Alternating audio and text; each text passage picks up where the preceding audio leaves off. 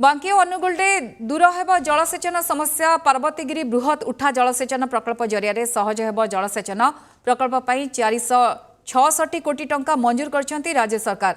आसंता 3 वर्ष मध्य काम सरिबो बोली कैबिनेट रे निष्पत्ति निया जायछि। एथिपई मुख्यमंत्री को कृतज्ञता जणाइछि कटक जिला बिजु जनता दल। जिला सभापति देवाशीष सामंतराय और बांकी विधायक देवी रंजन त्रिपाठी मुख्यमंत्री को कृतज्ञता जणाइछंती। केवल जिला बांकी अंचल 333 कोटी टंका मंजूर करा जायछि।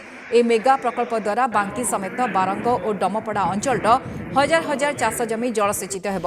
प्राय 9000 हेक्टर जमी जलसेचित हेब बोली कहछंती जिला बिजेडी सभापति देवाशीष सामंतराय।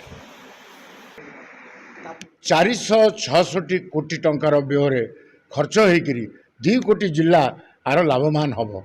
ये गोटे विराट कथा। 2 लाख हेक्टर माने से अंचल चाषी कूलंकर जीविका जीवक कौ प्रकार बढ़िबो एवं सी जो निर्भर करुले तांकर जो मेन क्रॉप होची वेजिटेबल क्रॉप गोटे नूतन धारा रे जल जीव।